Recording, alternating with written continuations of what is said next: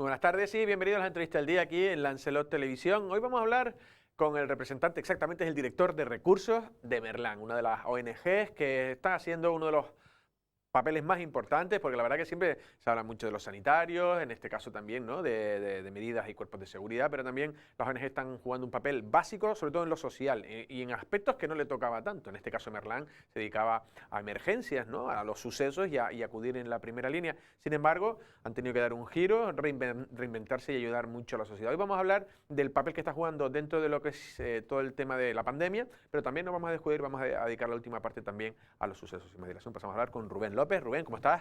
Buenas, aquí estamos. ¿Todo Muy bien? Bien. Bien. Eso es. La verdad que siempre pregunto todo bien a todo el mundo y les pongo como la gente en un compromiso con la manera de decir todo bien. No, Pues no bien. vamos a decir que estamos mal, ¿no? Es verdad. Pero bueno, es una manera de hablar. Rubén, en Merlán, en este caso, antes de empezar a hablar un poco en lo que jugaba, me estabas diciendo antes que ustedes decían que ya lo veían venir, que detectaban por los comportamientos antes de que se empezaran a dar estas cifras tan altas, ya lo detectaban. Sí, vamos a ver, nosotros información barajamos por la que baraja cualquier medio de comunicación, no se crean que nosotros somos privilegiados, pero sí es verdad que, claro, cuando tú ya un servicio prácticamente no lo estás prestando y de repente ves ese repunte en estos días, dices, esto aquí está pasando mal. A nosotros nos indicaba que la gente que vive sola en casa y que no tiene familiares y que no tiene demás y están dando positivo en COVID, pues al final nosotros somos los que le realizamos la compra en el supermercado o vamos a la farmacia. Están confinados, Ellos están confinados, no pueden salir y veíamos que ya llevábamos 3 semanitas en las que se iba juntando gente y dijimos, oye, pues esto puede ser un indicador de que en una semana vamos a estar con las cosas un poquito mal, ¿no? La verdad que así ha sido, ¿no? No sé si tú detectas, por lo que todo el mundo cree que es, ¿no? Esos encuentros familiares, no sé si ustedes tienen... Bueno, al final se trata de echarse las culpas a unos o a otros. Yo creo que al final Lanzarote, mi opinión personal, Lanzarote ha estado bastante bien. Vemos el repunte de regreso de residentes y de tal a pasar la fiesta navideña y esto lo ha disparado. Es decir, esa discriminación que hay en la hostelería, pues no la entiendo porque al final la hostelería ha estado abierta todos estos meses. Y viene Navidad y los centros comerciales también han estado abiertos y viene Navidad y yo creo que ha sido el repunte de exportado prácticamente. Sí es verdad que después se hacen brotes aquí como en todos lados, pues familiarmente somos así de cabras, por decirlo de alguna manera, de que nosotros estamos acostumbrados al roce y al cariño, ¿no? Y llegamos a los ámbitos familiares y no cumplimos las normas. Pero sí es verdad que un poco aquí esas normas... Yo pienso que los hogares lanzaroteños no se seguían casi ninguna y nos iba bien, que es lo que ha pasado, que la incorporación de estudiantes y de residentes que han venido a pasar estas fiestas señaladas con nosotros, pues ha hecho este pequeño repunte, ¿no? Que además seguramente pues siga esta semana y la siguiente. Sí, porque dicen que todavía como los efectos de Reyes todavía no están contabilizándose. Exacto, vamos un poquito como si fuera con retraso. Claro. Faltaría Reyes e incluso a lo mejor hasta fin de año, si te apuras, todavía faltaría también un poco a lo mejor por salir. Pero bueno, en principio la sociedad lanzaroteña, graciosera, es lo mejor y seguro que nos vamos a poner ahora pico y pala, como digo yo, y en 2 semanitas volveremos al caos. Sí, que sí, ahora sí, la gente tal ya se revuelve, bueno, a no ser que haya habido tal descontrol que fuera imparable, ¿no? Pero yo sí creo que se va a volver a la normalidad. Estabas hablando y diciendo una cosa que es interesante, que es el tema de que ustedes detectaron que iba a haber más casos por esta gente sola. Y es que ayer se daba un caso aquí mismo en la avenida, donde una mujer, pues, aparecía fallecida tras varios días. No sé si se constata cuánta gente puede vivir sola y que no tenga, porque la peor es que como que no tenga vínculos familiares, ¿no? Nosotros en cifras no barajamos. Sí es verdad que desde que empezamos con la pandemia en marzo, nos llamó mucho la atención esa parte, ¿vale? De hecho, llegamos a tener personal médico, médico enfermero, una ambulancia medicalizada que se dedicaba a visitar a la gente que vivía sola. Creo que en total hicieron con gente sola alrededor de unas 200 personas. 200 usuarios, entonces se iba, se valoraba, la doctora al final no necesitaba una pastilla, sino darle media hora de conversación a esa mujer y se notaba, ¿no? Entonces, al final todo esto es un poco el aislamiento con estas medidas y con estas restricciones también. Sí, la verdad que sí ha sido. Bueno, he tenido desde neurólogos, psiquiatras y todos mayor ansiedad, mayores patologías y eso es indudable. Aquí en este caso me lo decías tú antes, o sea, Emerlán dio un giro, es decir, ustedes se dedicaban a las emergencias, pero de repente por la cuestión social tuvieron que girar. ¿Cómo surge eso? Porque surge de una manera casi espontánea y por propia parte de ustedes. Sí, pues realmente se decreta el estado de alarma el 14 de marzo y nosotros dijimos, ¿cómo vamos a ayudar? Oye, pues vamos por este número y que la gente empiece a llamar y vamos viendo lo que al final, pues la gente empezó a llamar y tuvimos una fase en la que era complicado porque había poca información y es lo que te comentaba fuera de cámara, parecía que si salías a la calle te ibas a morir, ¿no? Por decirlo de alguna manera.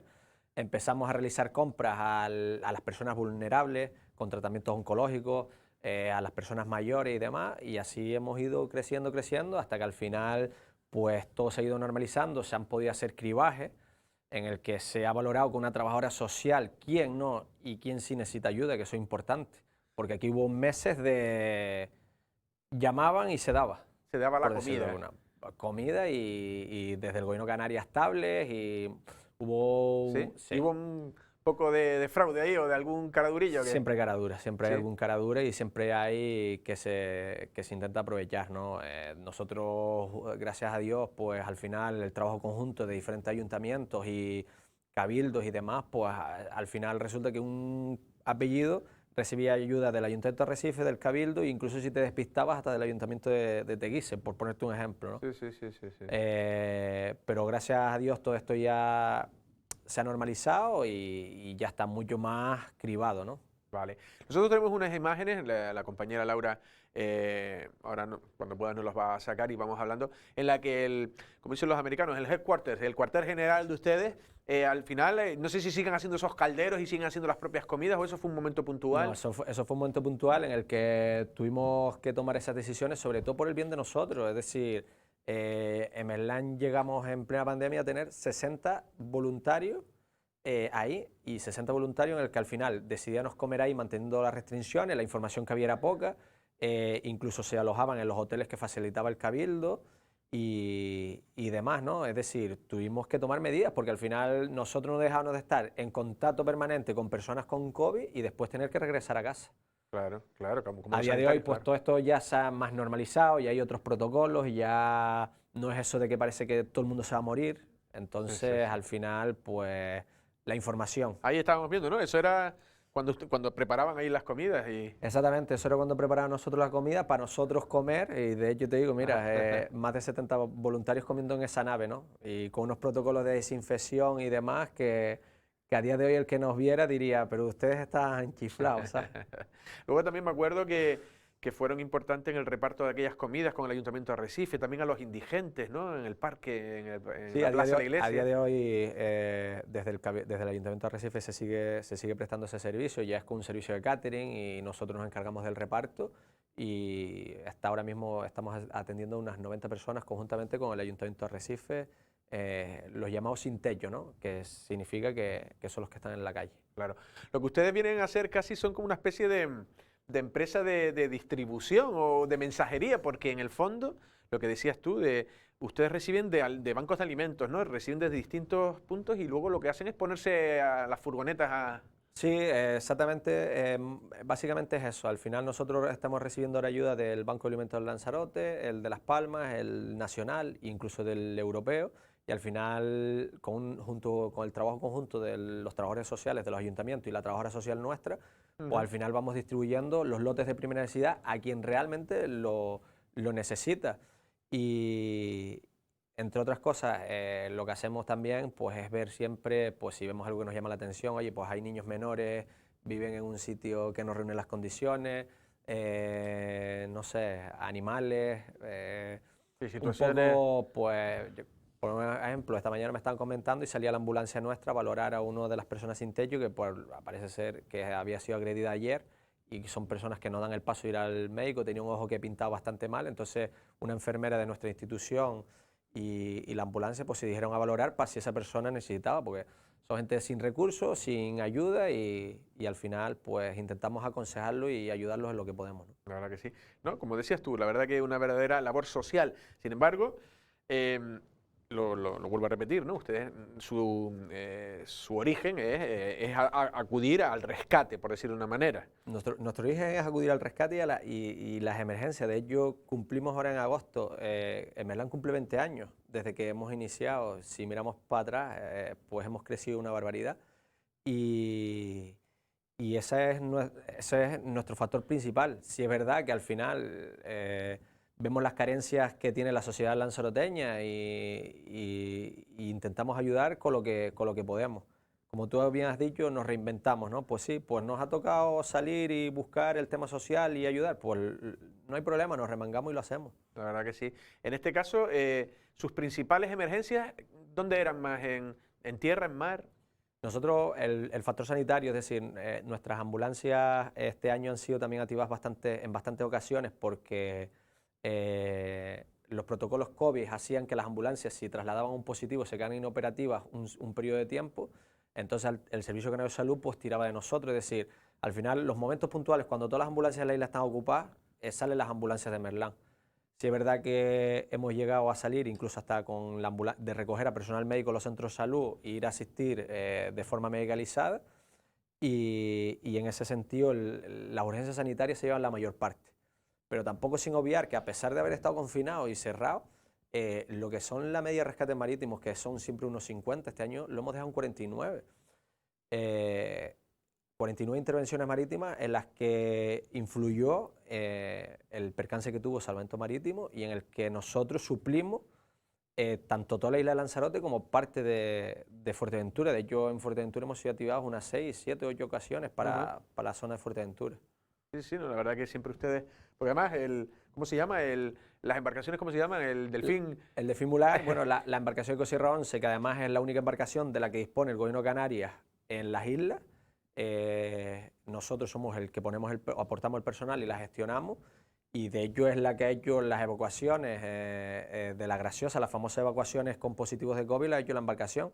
Nosotros hemos intentado buscar por ahí si en España o así se había dado algún caso y no hemos visto que evacuaciones marítimas con COVID a través de un barco se ha hecho. Yo creo que somos hasta pioneros, imagínate. Claro, claro. Bueno, ese fue el día de los inmigrantes que llegaron a las... Ese día fuimos a hacer un trasvase con los inmigrantes hacia Lanzarote, pero ya previamente antes, creo que por abril fue la primera evacuación, que hubo la época esa en la que La Graciosa, si alguien daba positivo, se repatriaba para Lanzarote, ¿no? Ya. Es curioso, ¿no? Porque también ese día fue un cúmulo de circunstancias, me refería a aquel día en Órsola. Lo que iba a preguntarte, para meter el tema de las emergencias, el confinamiento, el estado de alarma, el duro, el que fue todo el mundo a sus casas, ¿ahí había emergencia? Sí, seguía habiendo emergencia porque seguía habiendo accidentes en los domicilios y cosas así, pero sí es verdad que fue de una manera mucho más light, más suave. De hecho, prácticamente, a lo mejor en esos meses, casi todo lo que relacionaba el tema de las ambulancias eran temas hombre, gente que necesita ser trasladada al hospital, pues si tienes patologías previas y demás, y en el domicilio, ¿no? Es decir, se bajaron en accidentes de tráfico, se bajó en rescate marítimo, pero en lo que es las urgencias sanitarias en los domicilios Era otro tipo de... sigue habiendo. Es decir, al que le duele el pecho, le duele el pecho, y el que se rompe una pierna bajando las escaleras, se rompe una pierna. Sí, es verdad que se nos hacía más complicado porque lo que te comentaba, la poca información, el tema de todos los protocolos, de aislar al paciente con unos plásticos en la camilla, se llegó a hacer, era complicado. Sí, me imagino que sí. De hecho, me decías que también, a raíz de actuaciones de ustedes de rescate, en pleno confinamiento acababan en sanciones, y me decías que había gente, bueno, que iba a pulpear, me decías, o... Sí, exactamente, pues al final resulta que te llamaba y te decía, mira, que necesita que la embarcación, la Ecosierra 11, que es el Gobierno de Canarias, salga aquí a la zona de Recife. Y decías, ¿pero quién hay? Si es que está prohibido navegar. Y al final nos encontrábamos pues porque era la gente que en su medida a lo mejor pues no tenía medio y se dedicaba a intentar coger 4 pescados y no podía hacerlo. Y a requerimiento de las policías locales, de los municipios y demás, pues procedíamos a retirarlo del agua porque había un confinamiento total, era lógico, y pues la policía hacía las sanciones y Guardia Civil, ¿no? La correspondiente sanción.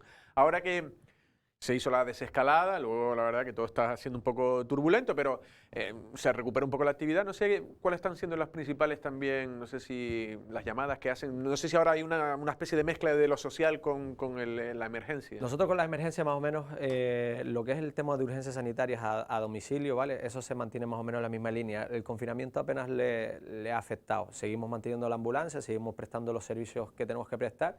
Sí es verdad que, claro, ahora otra vez empezamos a ver restricciones, empiezan a cancelarse traslados, hay gente que no tiene forma de movilizarse a lo mejor a consultas externas y demás porque se retiran y se acortan servicios, y al final intentamos solventar un poco esos problemas de transporte y de necesidad que tiene la gente. La verdad que sí. Ya para terminar, al final, ¿qué tal con la Cruz Roja? ¿De nuevo amigos o...? Nosotros, yo nunca, en Merlán nunca he tenido enemigos, es decir, al final nosotros sabemos dónde tenemos que estar. Sí, porque ahí hubo la cuestión de inmigración, que si era de ellos, pero ustedes estaban ahí preparados también, ¿no? Nosotros no vamos a ningún sitio si nadie nos llama. Entonces al final yo creo que eso tiene que entenderse la parte alta, ¿no? de los que decidieron activarnos a nosotros y la parte de Cruz Roja. Yo, si mañana me toca estar hombro con hombro, estaré con Cruz Roja, con bomberos, con las protecciones civiles, con quien quiera. Yo soy un hombre de a pie, de los que entiendo de batallas ahí y no de... Sí, de burocracias y de rollos. En cuanto a un poco también, en algunos momentos Merlán lo ha pasado mal económicamente, incluso conciertos solidarios ha habido que fueron bien recibidos, ¿no? Sí, de hecho, el concierto solidario se nos dio un pulmón docino, ¿no? Es decir, al final... la gente no se da cuenta, pero en Merlán prácticamente los servicios preventivos, que son eventos deportivos y demás, pues todo eso se canceló. Y eso era una de las mayores fuentes de ingresos que tenía Merlán, por poner un ejemplo. Entonces, claro, al final los coches sin gasolina no caminan, sin seguros no puedes estar. Y el concierto... Ustedes ahí lo pasaron mal, ahí... Porque además, es lo que te digo, nunca nos imaginamos tener ese volumen. Es decir, yo me iba a imaginar días de confinamiento total, de tener 20 coches circulando todo el día sin parar, haciendo traslados, haciendo compras, haciendo... Era ilógico, estamos hablando que llegamos a estar 60 personas en esa nave. Es un poco ilógico, ¿no? Cuando lo normal pues somos 15, 20, 25. Estamos hablando del doble. Necesitas parque móvil, necesitas vehículos. Y al final esos gastos no te los perdonan, ¿no? Tú tienes que seguir con eso. Al final, ¿qué pasó? O sea, ya todos estos trabajos sociales ya están siendo ya más pagados, por decirlo de manera, por las instituciones que les demandan, ¿o? En principio, pues han firmado varios convenios de colaboración y la verdad que es que al final, pues eso es lo que hace que tú puedes prestar la ayuda además con calidad, ¿no? Es decir, ya no que sea de forma tan precaria y llegando de tan manera justa a la gente, ¿no?